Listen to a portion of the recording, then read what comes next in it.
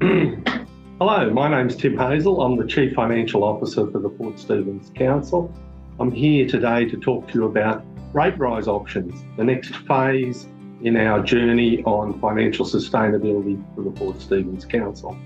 Running through a few slides, and I'd like to take you back to the conversation so far and a little bit of background on where we've come from to get to the place today. 2021, we knew that there were a couple of lockdowns that had come through from the COVID-19 scare. So we were seeing that we were having budget shortfalls in our operating budgets for a couple of years, predominantly around the holiday parks and the airport not transacting business. So there was some financial pressure that was coming through at that point in time. In October of 2021, the Council looked at what was called a resilience fund so that we could build into our budget modelling a resilience to counter these shortfalls and also provide some assurity going forward. In March of this year, we asked for some independent advice from Professors Dollery and Drew, who basically came back with a series of reports that gave us the news that this council, this organisation, was not financially sustainable. We had to do something about that, obviously. We got the council to hold a number of workshops over the April to June period of time to examine just where we had come from, where we were up to, and what could we do from this point forward. Financial sustainability, obviously, the big topic of what we were looking at. In June of this year, the council formally adopted a number of financial reports, the independent planning and reporting suite of documents, and basically some context around a sustainability report that we really did need to do something going forward. July and August, we started and we went out to talk about our funded future, which was to address those issues around sustainability. Where were we? What was the next 10 years going to look like? And what could we possibly do to correct that financial position? Basically, we ended up out of that process of looking at 5 different rate rise options, narrowing that down to the 2 rate options that I'm going to present to you today, and the 2 options that have gone out in the latest round of documents for public consultation. Why would Council consider a special rate variation? Very good question. It's not a very palatable discussion topic, and it's one that's rather fearful when we put it out like that. So we're trying to take a little bit of the mystique out of that by part of this presentation. One, it's a permanent change to our revenue base, so it assists us in financially restructuring the organisation, provides us with certainty going forward that we have a rate base that can afford the increase in costs, and I'll talk a little bit more about that shortly. And there's an equal spread across the 35,000 rate assessments in our area. The top right-hand side, as we look at the screen there, talked about the first round of engagement, which I've just talked about. We've come out of that. We've got the revised plans that are now on public exhibition. They went on exhibition earlier in the process. We're now going out and having a conversation with the public to see what you would like to see coming out of that particular phase. Council will, on the 25th of October, be considering their application to IPART for a special rate variation. Should that be formally resolved at that point, we will be putting an application that goes to IPART early in the new calendar year. IPART will be then asking the community to make representations or some comments on the proposal that's been put forward, and that'll be determined in and around early May for formal adoption or formal implementation on the 1st of July next year, 1st of July 2023. The scenarios that we have, there are 3 scenarios that we are obliged to put into our long-term financial planning. The first one is simply the base amount, or the base case or base scenario, if you like, which is simply applying the 2.5% rate cap that IPART are talking to us about that we need to model on. So if nothing else, we can be assured of at least a 2.5% rate rise each and every year, and that's what we call the standard scenario. The single year, which brings us into the special rate variations or the scenarios that we're putting forward, a single year once off 26% to apply from July next year, and I'll talk a little bit more about the pros and cons on that particular scenario shortly. The second one is perhaps is a slightly different model in terms, and it comes out of the independent reports that were done for us, and it advocates a 10.5% per annum increase for each and every year over a 3-year period.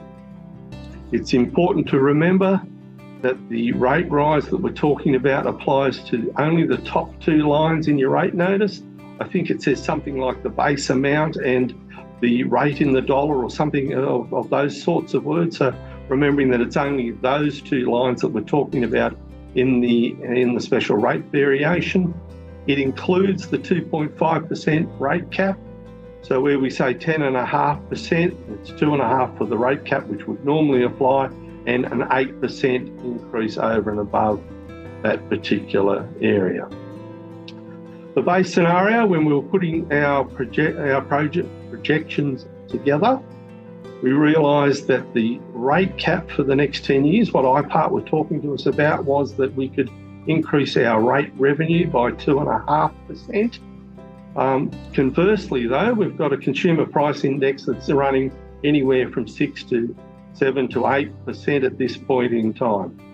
You don't need to be a Rhodes Scholar to understand that if your revenue is only going up by a little bit, but the costs are going up by a lot more, we're going to find ourselves in financial difficulty fairly soon.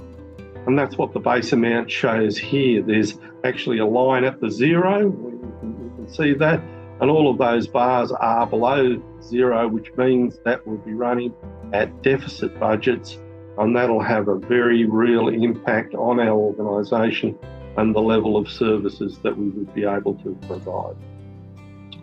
Having seen all of that, we know that that's unsustainable. We will have to reduce services, so we'll have to have a future conversation with the community about what that's going to look like.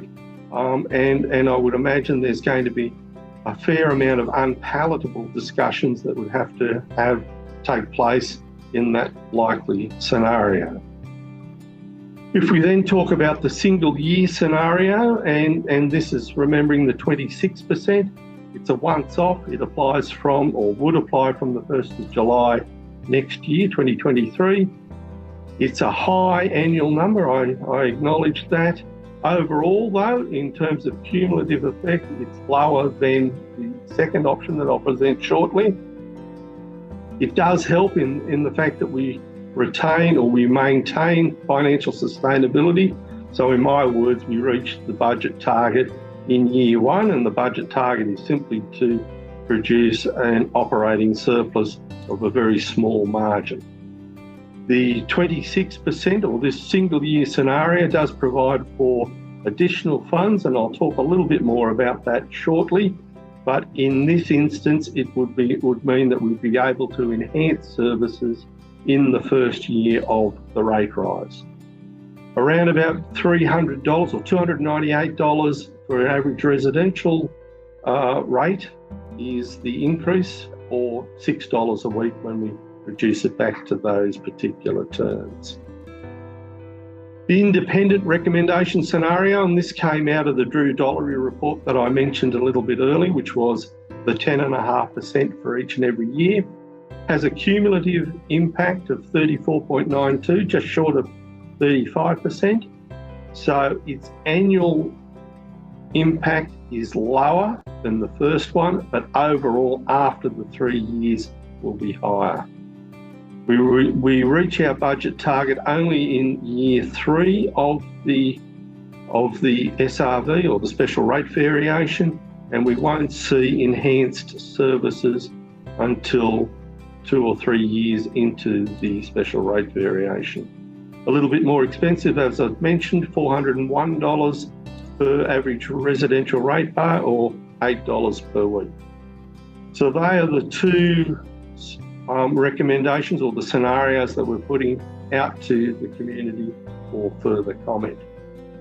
The enhanced services, we've come from a journey over the last couple of years of listening to the community, through the place planning, the place score process, a number of community satisfaction surveys, and out of all of that, we're hearing that roads is a very clear requirement or an area that council needs to do more work in.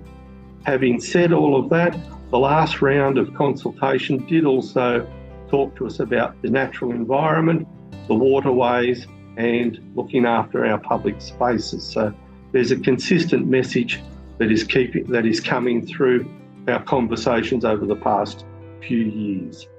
The enhanced services from both scenarios, the single year or the 3-year plan, will bring us in around about $27 million over 10 years. So it sounds like a reasonable number, but remember it's over the 10 years. And our plan, or what we're asking for further comment on, is that we would spend over half of that on maintaining roads or increasing our maintenance on the road network. And then we'd look to distributing the rest on almost an equal basis between natural environment, waterways, and public space. So that's the enhanced services. Understand, of course, that the SRV, or the special rate variation, is primarily about improving the sustainability of the organisation, getting us back on a even financial keel, for want of better words, and there is a bit left over that can go into the enhanced services that I've just been through. Remembering that for the 26%, the enhanced services will come in the first year. For the other 10.5% over 3 years, that'll be a gradual implementation of that extra services. We've heard through the process that there is some difficulty or some perceptions that affordability measures, that we are placing additional cost of living pressures on the mums and dads out there in our community. We do have a current policy that's got a number of hardship provisions, and we're looking to add some further beef to that, if you like, by putting some more assistance into those particular areas. And I'd also like to take the opportunity now to say there are a number of options that are available to you if you're experiencing financial difficulty in making your rate payment. So we're hoping that through this particular process that we can at least give some assurances there that there is a safety net or some sort of assistance that is provided to any household that's facing difficulties in the financial aspect. So we're looking for particular comments in that area as well, so that we can add or take away as is necessary. But once again, it's out there for a conversation and sort of feedback from the community. Number of things, what happens now, or how can have you say? There's an online survey that will be up there, and I think there's about 3 or 4 fairly simple sort of questions. They're very basic and very quick to run through. I know in the last engagement plan, we did have a number of questions and it took you some time to get through that. This one's very quick and very simple, and it'll probably only take you a couple of minutes. So I do encourage everyone to get onto the website or access that as best you can and have your say through there.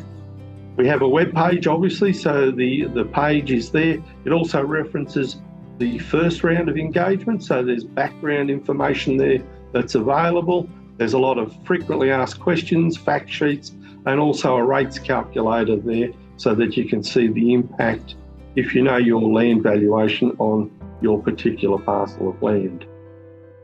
Webinar, that's what I'm standing in front of you, producing or talking to at this point in time. Professor Drew will also have some words of wisdom that will go up on our webpage from a more macro economist view.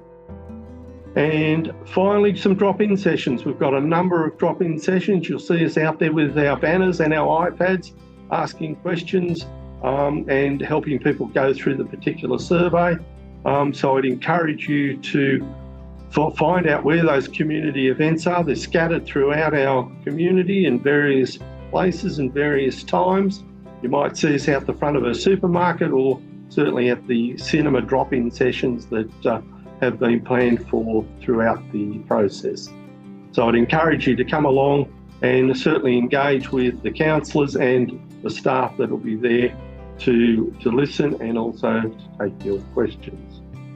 Closes all on the 12th of October, so we've got a couple of weeks, but certainly I would encourage everyone to get in there quickly and have your say and make that count so that we can consider everything that's put in front of us.